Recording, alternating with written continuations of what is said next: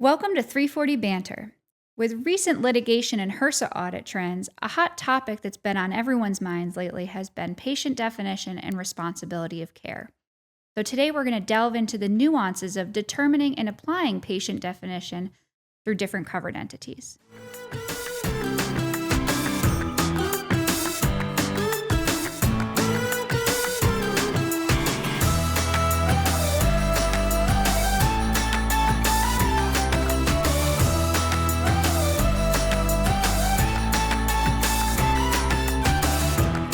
Well, I'm super excited that we're finally here. We've been working on this podcast and kind of developing what we want this to be. I feel like we're ready. I feel like we're going to be there. The hope and kind of my dream as we've been talking about this is that it feels like when the night of a conference, right? You go to a conference all day, you do your sessions, and then everyone kind of relaxes. After that last session, everyone relaxes and you meet down in the lobby and we start having great conversations.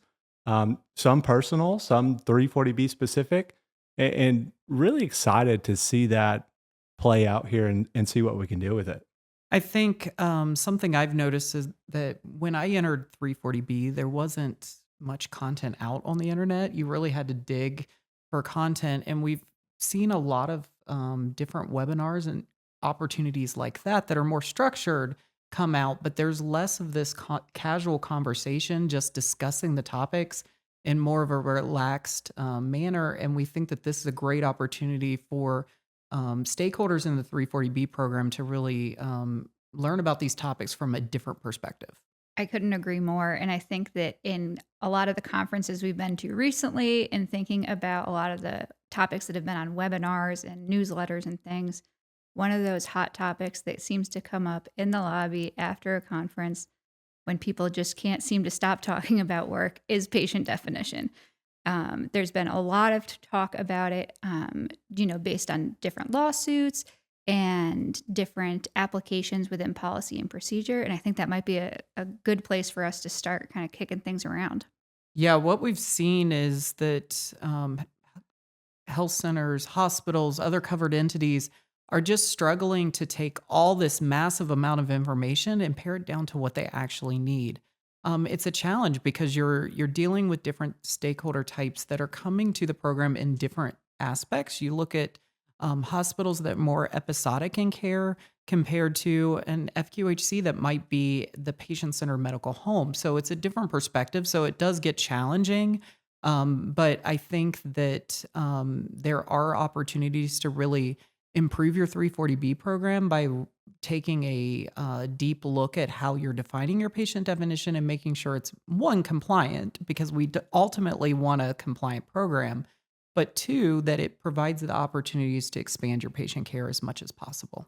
I think my biggest recommendation on anything when consulting is don't do something that you don't understand. And I think that's where a lot of folks are. And I think that's where a lot of folks are going to find trouble is, they're going to hear something at a conference or they see something that a consultant or some vendor has sent out and not understand the nuts and bolts of it. And that really kind of scares me. Now, we have a great team of consultants. I believe we have the best consultants in the country. But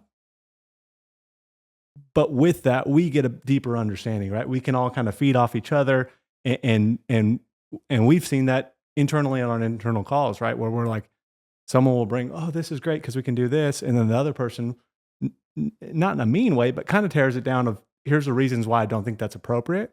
And so we get that luxury, but inside a health center, you're not going to have that in most cases, right? And so I think it's really important that when you, especially patient definition, is like understand why you're doing what you're doing.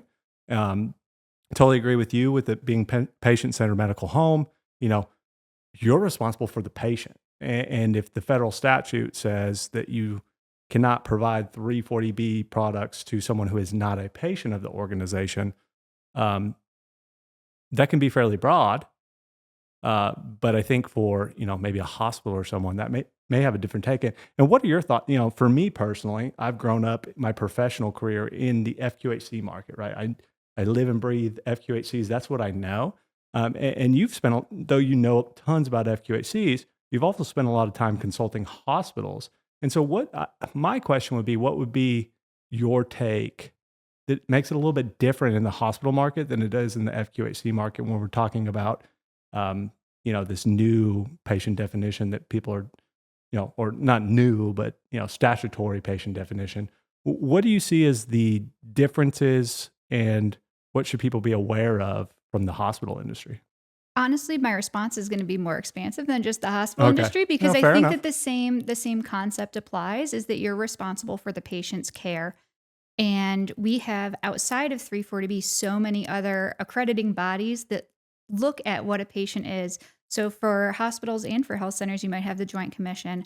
For health centers, we also have AAAHC or NCQA, probably a million other things that hospitals and health centers have, but they all have specific criteria. Even thinking about UDS measures Right. for health centers, there are specific criteria for what is a patient of the covered entity of the health center in that instance.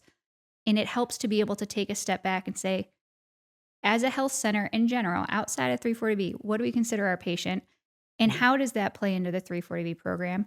From a hospital standpoint, your patients that are there for episodic care are very much like the patients that you get at a health center for walk-in care or urgent care that aren't your patients long term. Right. So you're there taking care of them for that episode, for that acute instance.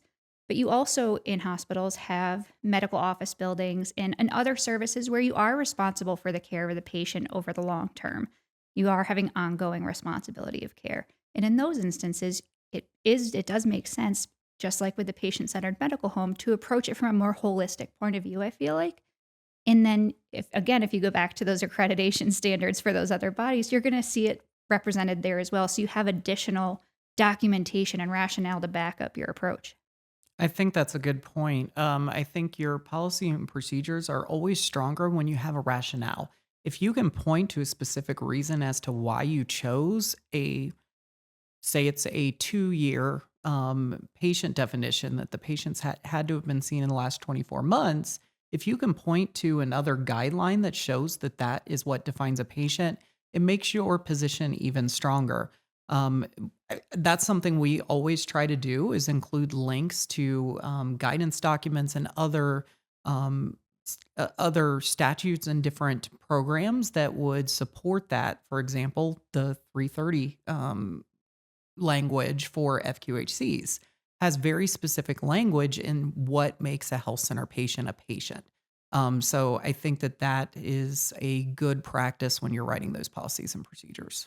And so what you're saying is essentially, you don't want to just put on there that a patient that has been seen in the past 24 months is a patient, and your support for that be, well, because my consultant told me I could do that, right? And I think that's a good practice in life in general, right? Let's find some authoritative guidance, something that we can utilize, that's set in stone, whether it comes from the government, whether it comes from payers, right? That sometimes that can be a play as far as what's considered a patient. Um, so I think it's really interesting. And again, though consultants are great, and I love consultants, obviously we are consultants. Um, it's totally good and okay for us to say, hey, that's great, but can you show me where I can find that in some regulations, or you know what I mean? I feel like Yeah. we need support for things, not just, well, they're well known and we should listen to them. I think Trust but verify. always do your due Yeah. diligence, right? And so I think that's a great point from both of y'all. And patient definition, it's funny. It's actually been kind of tested for some time now, right? There's another vendor that years ago was telling me about this and was like, no, why don't you have everyone doing, look at the statute? And I'm like, I don't know. I just don't feel comfortable. I don't feel comfortable. I don't feel comfortable with that. And so Well, because the statute itself doesn't say anything about drugs, right? You got one mention ever, and then it really comes down to that 1996 guidance, which laid out more criteria, but then you get into the gray area of guidance isn't necessarily Sub-regulatory. enforceable. Yeah, Right. so I think it's tougher. And I think you mentioning feeling comfortable, I think, is an important point. Um, it would not be something that I would recommend if you weren't doing referral capture at all, jumping to a statutory patient definition. that doesn't feel like a logical jump, a logical progression because you're skipping a few steps in between. So I whenever I'm having these discussions about if a program is okay or an interpretation is okay, my first thing I like to talk to that person about is ask them, does it feel okay? Because your gut's there for a reason, and sometimes if you step back and think, if I were in a HRSA audit, would I feel comfortable defending this? That gives you your answer. Because there's a lot of things I could possibly defend in a HRSA audit that I don't feel comfortable with, and it's not worth stretching the intent of the program to be able to capture a few more dollars. I actually had a conversation at the end of last week specifically about that level of comfort in grayer areas. So your policy, we mentioned that a common one for health centers is that you've seen a patient within the last 24 months, which is pretty standard. It's used for a lot of UDS measures. Makes sense. But looking at your actual operations and procedures, you can have your policy be one thing and then your procedures be a little bit more specific and nuanced. And we were talking about how, for really drilling down into, how do you know if you've seen a patient in the last 2 years? How do you know that they're still your patient if there's not like a formal discharge to another organization? And one of the things I talked about was that when I'm working, with our referral clients, looking at the patient themselves, if it's a young, healthy individual, it's not uncommon for someone to not have an annual visit. Maybe Right. they come in every 18 months. So if that's the last time they were seen was 18 months ago, they got prescriptions, they're getting refills, whatever, reasonable to expect that they're still using the covered entity as the primary healthcare provider. By contrast, you've got a 75-year-old with 10 comorbidities and 15 drugs, and they haven't been in 18 months. It's likely they're seeing someone else for primary care. So being able to apply some gray area and nuance within your procedures and your operations so that you don't end up in a situation where you're like, does this feel good? No. Does it technically meet our policy? We've seen them in the last 24 months. Yes. But if I was asked in a HRSA audit to defend that I'm responsible for this patient's care, I probably wouldn't. I work with health centers in a similar situation that their procedure policies and procedures are pretty broad and go to that 24-month definition. But in practice, they actually we hear about closing the loop. In practice, they do that because it's good clinical care. We want to see that referral going out to the provider and see a consult note coming back in. That's just taking care of the patient and doing what we should as clinicians. I'm a pharmacist by trade. That's what I want to see happen for the patient care. But in some cases, that's not possible. So they set their procedure as being a little broad. That way, if that falls through and doesn't happen, they're not in violation, but they have the intent to make that their practice. Yeah. And I think it's a really good, what both of you said is a good time to say, 340B is not a set it and forget it program, right? It's not and that's the thing is so much of this is ran on technology and data and automation. If you rely on that solely, you're going to find yourself in some trouble, right? And so you need people. You need people to be in there operating. You need people to be having opinions on this stuff, and kind of, things stand out to you, to people. And if you don't code this computer to catch every little oddball thing, it's going to slip through the cracks. And so I think that's super important, especially because, I think a lot of vendors are pushing people to do this because you're going to process more claims. It's better for your organization and your patients.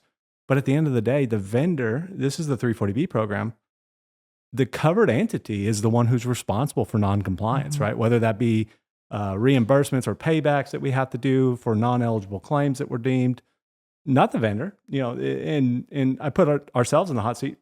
We advise a lot of clients on what to do and what should be appropriate, but we really want them to understand, because at the end of the day, it's not me on the line. It is the covered entity. Now, I mean, some degree reputation wise is on the line, but I think it goes back to that concept of you should be at least comfortable. You don't have to know every single in and out if your organization is going this certain route, but you should be comfortable and have a a common sense test to say, does this make sense in my brain? Is this something that we should be doing? And if you have pause, figure out why you have that pause and see if you can prove it wrong. Um, what what do you see as the biggest concern regarding not just health centers, but covered entities and patient definition and making sure we don't set it and forget it? Like, what are the areas that we could pick out to say these are the ones you really want to watch out for? Any concept, any ideas on that? I think the first thing that comes to my mind is thinking of your policy and procedure as a living document, in that you're revisiting it regularly. Often those are documents that no one reads other than once, and then they get stuck in a file within your computer, and you don't look at them till the next time they need to be reviewed. So making sure that you're sitting down with your 340B program oversight committee and going through it.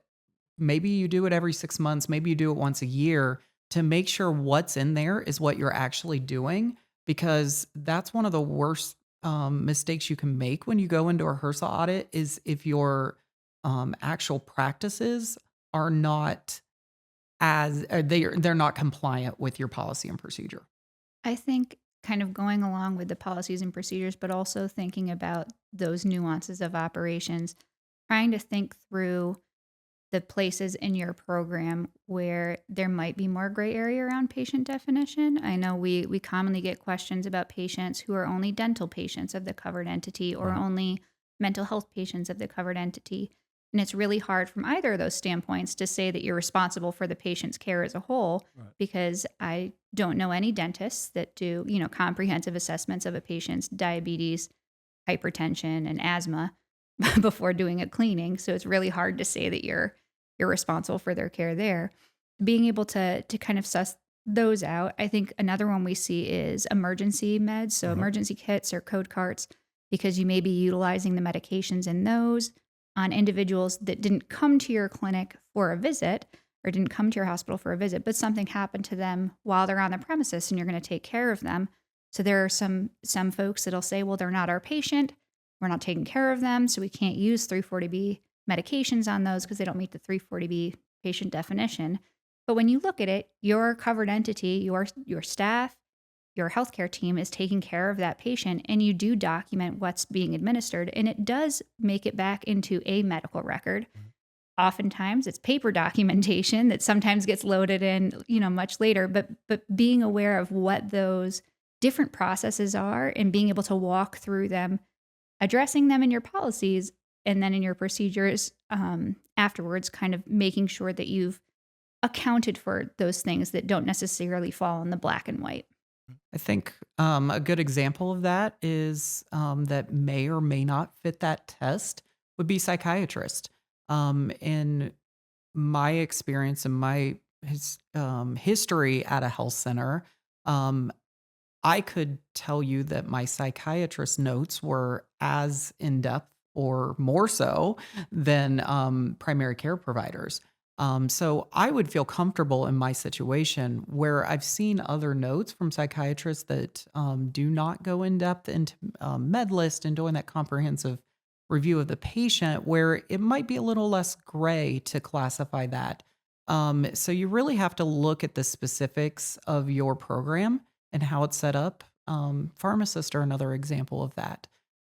We're hearing that a lot of covered entities are choosing to qualify 340B status based on an interaction with a pharmacist.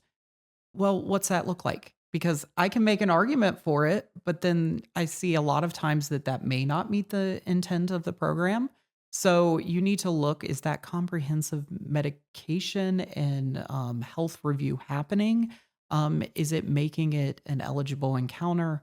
Is that proving responsibility of care? I think you can tie that right back to, is it episodic care? Is it a one-time visit Yeah. to capture eligibility, or is it ongoing care to comprehensively take care of the patient? Mhm. Yeah, and I think that brings up like a bit of noise, right? Because the question is, you know, let's just think about an independent pharmacy, and the pharmacist is they're filling a prescription for a patient, right? And so I think that's why there's so much confusion about this is because we're just looking at the term patient. And though that's what it says, we still want to be good stewards of the program, right? And so just because you filled a prescription for someone as a pharmacist, though in your pharmacy life, Logan, you may say, yeah, that's my patient. Mhm. I don't think that just filling the prescription for a patient or for a human is necessarily deeming them a patient in 340B eyes, right? Now, And can it, you do MTMs? Can you do other yeah. things that make that appropriate? Yes. But you know, it's this really loose term of patient that makes it difficult to define and can cause a lot of confusion among our space. I think that's a great point for us to kind of tie this up on, is that even though there is a lot of gray area, we do have language that specifically states that a patient is not a patient of the covered entity for 340B purposes if the only service provided is the provision of a drug. So if it's Mhm. just the dispensing of a prescription and there's not more care, more supportive care involved, then the covered entity shouldn't be claiming responsibility of care for that patient as far as 340B program is concerned. So I think it's really important to remember that as covered entities are going through those more nuanced or gray areas, to come back to that kind of exclusion of the patient definition that feels less gray, um, when they're kind of trying to sort that out, because this certainly is an area where there will continue to be a lot of differing opinions and approaches, until we see legislation that provides more concrete direction. Yeah, absolutely. And again, it's all at the end of the day, this is an amazing program. The 340B program is an amazing program for our patients and our safety net providers. And again, I'll keep harping on the fact that I don't really know a lot of the other entities like y'all. You have more experience with different grantees and stuff. I've really focused my career on the FQHC market, but for FQHCs, in my eyes, this is what the program was intended for, right? We're taking care of patients who need us to take care of them. That's the whole reason an FQHC is there. We have single audits once a year where a CPA firm comes in and confirms that we're spending those dollars within the scope of our 330 grant. That's a requirement. And a lot of people don't think about that when they say, there's arguments that 340B is abused and that they're not spending it how they should be. Go to any FQHC. I can show you the single audit report where we can prove that information. Someone has tested this and submitted that information to the Federal Audit Clearinghouse. But all that being said, this great program that gives back to our patients, helped us provide additional services to our patients, we want it to exist. So I think this can't be the wild, wild west. We have to be good stewards of the program, and we have to participate in a manner that makes sense for everybody. And I just really want to harp on that. Like, yes, you should maximize it. 330 grant requires that we maximize third-party payers and all these things, but please be a good steward of the program. I want to see it here for a while. I want to see our patients be able to seek these savings that is contributed from the 340B program. And it just starts with, but I think it starts at the top, right? I think it starts with people like us who are in positions to advise different people in the community around the country. We really need to take some good stewardship notes as well, right? Because we don't want my biggest fear is that consultants can cause this to be crazy, and it really doesn't need to be. And I think we wear that hat very well inside our firm, but I think that's where it starts. Like, who's advising us? Those people need to have good head on their shoulders and care about the program, not just money. It's Yeah. sometimes that gets caught up. But I think that's something, like you said, at our firm, a lot of us came from FQHCs. So we understand the mission, we understand the purpose, and we're very protective over the program. So really keeping in mind that being a good steward of the program and defending the intent of it, that way it's there for decades to come.